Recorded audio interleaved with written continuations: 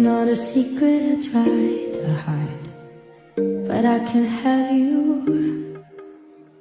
We're bound to break and my hands are tied. Assalamualaikum warahmatullahi wabarakatuh.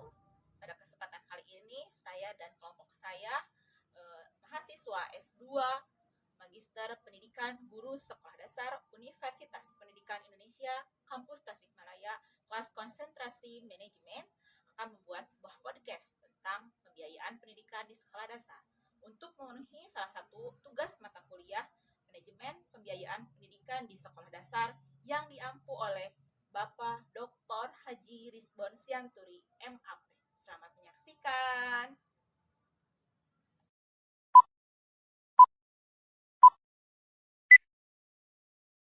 Assalamualaikum warahmatullahi wabarakatuh. Waalaikumsalam warahmatullahi wabarakatuh. Selamat siang semuanya.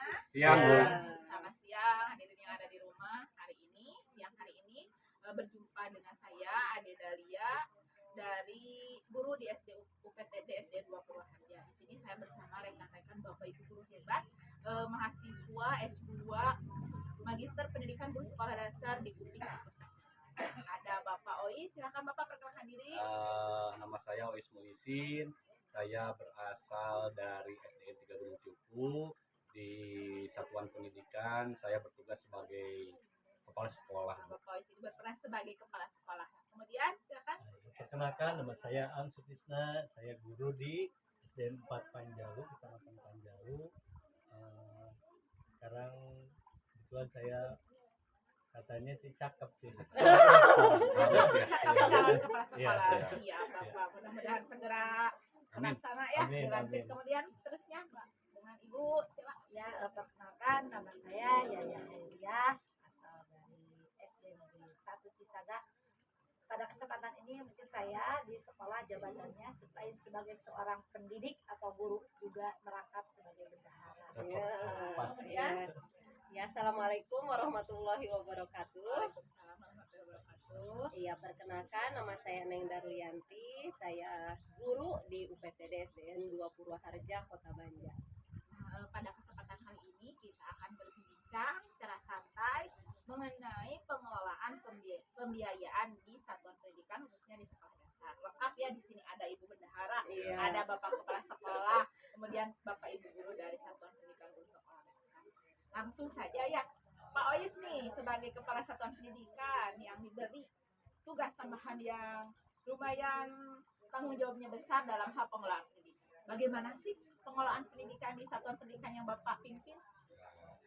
Terima kasih sebelumnya ke Ibu Adel yang telah memberikan waktu dan kesempatannya serta pada rekan-rekan. Kalau menurut diri saya tentang pengelolaan pendidikan terutama dalam pembiayaan sekolah dasar itu gampang-gampang sulit ya Bu.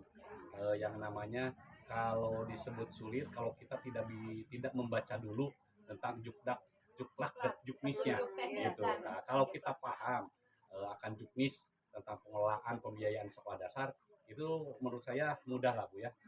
Yang mana yang saya alami itu pertama untuk pengelolaan pembiayaan itu diawali dengan menganalisis atau mengevaluasi pembiayaan pada tahun yang lalu. Dari hasil analisis tersebut kita bisa tahu loh program mana yang memang harus kita lanjutkan, program mana yang memang harus kita utamakan pada penganggaran atau pembiayaan di sekolah tersebut untuk tahun berikutnya. Mungkin untuk pembuka saya hanya bisa menyampaikan sampai di sana dulu ya Bu ya. Nanti berkembang lah. Nanti dari Bu Yaya sebagai bendaharanya, ada Ibu Neng, Ibu Adel sebagai gurunya, kebetulan Pak Ang juga sebagai cakep lah ya. Nanti pembendaharaannya bisa kita lebih komplit lah ya Bu ya. Saling melengkapi ya saling melengkapi. Cuma satu poin dari saya bahwa pengelolaan pembiayaan di sekolah dasar itu atau di satuan pendidikan itu tidak bisa lepas dari kolaborasi dan kerjasama dari beberapa unsur di sekolah tersebut. Gitu. Jadi tidak bisa tok kepala sekolah saja.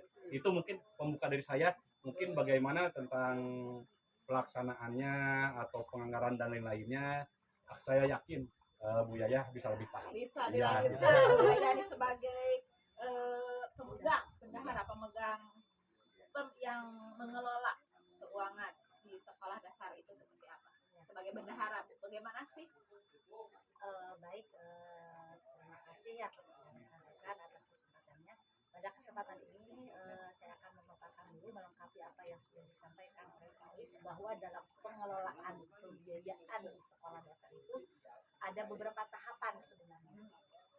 Kalau sesuai melihat dengan juknis BOS tadi yang sudah dikatakan, mungkin yang pertama adalah perencanaan dan penganggaran, kemudian yang kedua pelaksanaan atau realisasi penggunaan anggaran, kemudian yang ketiga ada semacam pelaporan dan pertanggungjawaban, mungkin yang keempatnya ada evaluasi dan refleksi dari apa yang sudah dilakukan terhadap program yang sudah kita buat dan sudah kita realisasikan.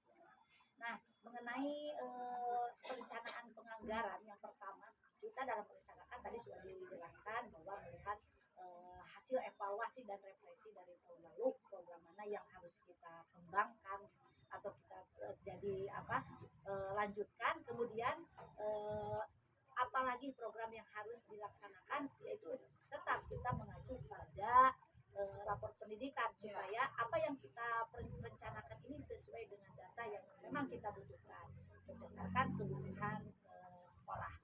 Kemudian dalam pelaksanaannya, ya ketika sebelumnya itu kita dalam merencanakan tentu ada tim-tim khusus yang dilibatkan ketika kita membuat sebuah perencanaan. Nah, tim di sini mungkin nanti yang lain bisa menambahkan. Karena mendengar kata ada tim dalam Tim manajemen BOS ya Bu ya. Nah, tim manajemen Unsur-unsur yang terlibat. Unsurnya di sekolah Iya. Bapak ini bagaimana? Tadi melengkapi apa yang Pak Wes dan Biaya katakan, saya menggarisbawahi tentang pentingnya kolaborasi itu ya. Makanya ada manajemen BOS, tim manajemen BOS. Jadi ada kepala sekolah tentunya sebagai leadernya, ada guru-guru yang ada di sekolah tersebut, termasuk tadi bendahara juga yang paling penting ya. Kemudian melibatkan juga komite dan perwakilan orang tua. Koordinator orang tua ya. Iya. Cuma gini, ada tambahan sedikit Bu Adeni. Iya. Kalau tadi dalam perencanaan itu selain evaluasi ya dari tahun yang lalu, kita itu harus dalam perencanaan itu melihat visi misi sekolah. Jadi kita dalam menganggarkan itu apa sih visi misi sekolah itu. Jadi semua yang kita anggarkan, yang kita programkan itu harus menuju ya, sehingga dapat dikolaborasikan semuanya satu gerakan.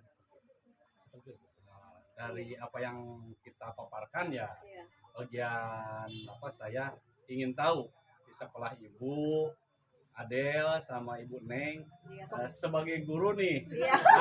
sampai di mana diperankannya dalam pengelolaan pembiayaan sekolah dasar tersebut gitu. Sama Bu Neng. Bu Neng, silakan. Sebagai seorang guru, Apakah apakah dilibatkan tidak dalam perencanaan? Perencanaan atau pengelolaan. Oh ya, tentu saja Pak, saya dilibatkan. Iya. Sebagai guru ya saya dilibatkan oleh bendahara ketika mau merencanakan pembiayaan anggaran, ya pembiayaan anggaran.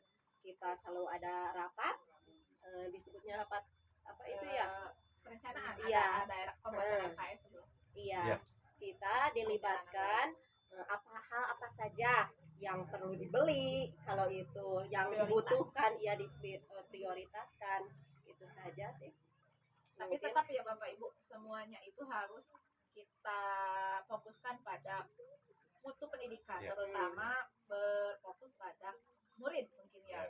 Jadi ke pembelajaran dulu kita utamakan anggaran-anggaran tersebut begitu. iya iya iya Ya kan, kalau kita sadar gitu kan ya, kalau kita sekarang ingat bahwa apa yang dikatakan Bu Adel itu harus berpihak pada siswa kan gitu iya ya, merupakan filosofis Ki Hajar Dewantara ya. Banyaklah kegiatan yang berpihak pada siswa, contoh apa namanya, kita harus menganggarkan untuk ekstrakurikuler, apalagi kita sekarang kan kurikulum merdeka yang mana pembelajaran itu berdiferensiasi ya. Yakin Ya, dari pembelajaran itu banyak yang dibutuhkan oleh seorang guru kelas lah misalkan gitu, ataupun guru olahraga atau guru bidang yang lainnya. Itu yang saya kira. Ya, benar sekali apa yang diucapkan oleh Pak Olis, bahwa sekarang ini apalagi di dalam pengelolaan pendidikan harus benar-benar berpihak pada murid. Program apapun yang kita lakukan harus ada dampak positifnya kepada murid.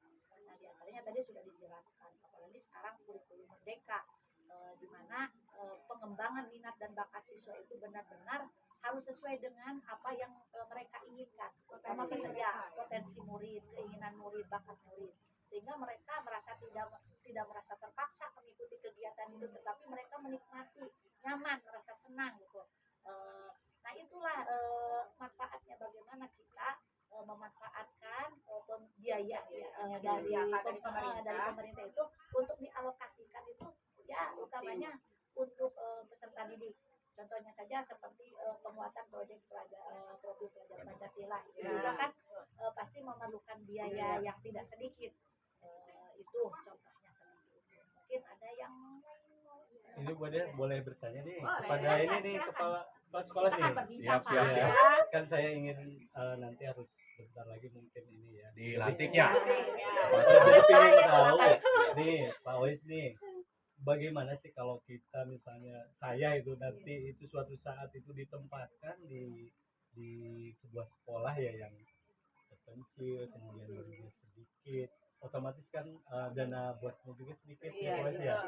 Jadi bagaimana sih pengelolaannya nih Pak Ois, karena udah langsung udah berpengalaman cara mengelola bos yang sedikit itu sehingga bisa dimanfaatkan tadi yang untuk kepentingan murid itu bisa secara maksimal gimana itu Pak? Terima kasih Pang atas pertanyaannya ya.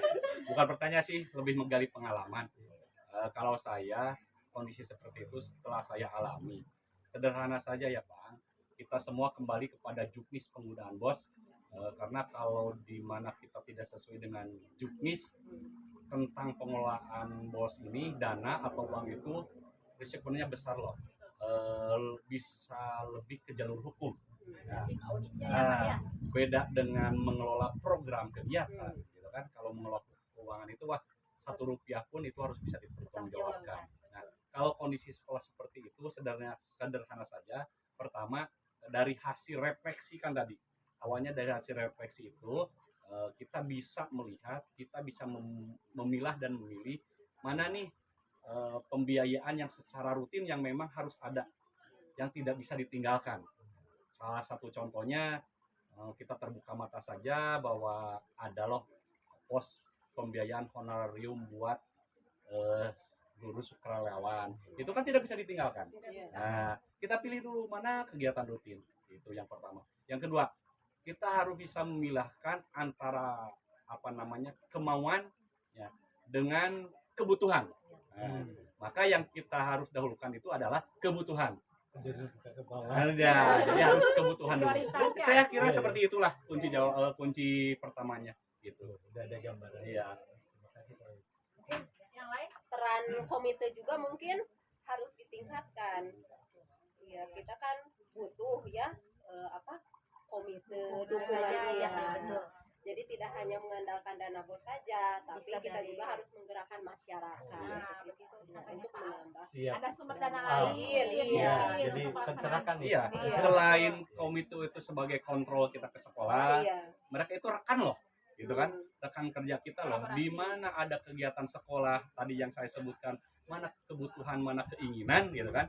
Jika nanti di suatu saat itu suatu perjalanan keinginan itu berubah menjadi kebutuhan, sedangkan dari dana BOS tidak memadai, bisa di-cover loh sama backup dari komite gitu. Dengan pendekatan kita, cara komunikasi kita, mudah lah insya Allah. Jadi bisa dari sumber lain, jadi tidak hanya selalu mengandalkan dari apa yang ada atau bantuan dari pemerintah saja. Kita sebagai kepala sekolah ya, ini menurut pendapat saya harus bisa pintar-pintarnya ini mengumpulkan sumber dana nih untuk memajukan sekolah, karena memang kalau dari pemerintah sudah itu sesuai dengan jumlah siswa ya.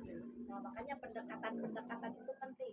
Kita melaksanakan pengelolaan ini makanya harus sesuai dengan prinsip-prinsip pengelolaan pembiayaan, seperti harus efektif, efisien, akuntabel, transparan. Itu supaya apa yang kita lakukan dalam pengelolaan ini benar-benar nih nantinya tepat sasaran, Sesuai juknis, sesuai oke. dengan juknis gitu. itu mungkin tambahan dari saya. Luar biasa sekali bincang-bincang kita hari ini. Saya kira sudah cukup ya Bapak Ibu Insya Allah. semuanya. Jadi pada dasarnya kesimpulannya mungkin seperti ini. Kita itu yang pertama adanya kolaborasi antar semua stakeholder pendidikan agar pembiayaan pendidikan di sekolah itu dapat terpenuhi dan sasarannya khususnya dana yang disalurkan oleh pemerintah itu harus sesuai dengan petunjuk teknis dan petunjuk pelaksanaan. Sudah ada permennya yang tentu saja, dan kita sebagai di dalam satuan pendidikan ada bapak kepala sekolah, bendahara itu harus bisa mengelola, mengaturnya dengan seefektif dan seefisien mungkin untuk memajukan pendidikan di sekolah tersebut, dan tetap kita harus memikirkan dan berpusat pada peserta Ya, didik. bagus Mungkin ya. seperti itu ya Bapak Ya. Ibu. Mungkin itu saja bincang-bincang kita kali ini. Terima kasih Bapak Ibu semuanya. Sampai jumpa di podcast kita selanjutnya. Amin. Amin. Sekali lagi tetap semangat. Semangat. Semangat. Terima kasih. Assalamualaikum warahmatullahi wabarakatuh. Wah.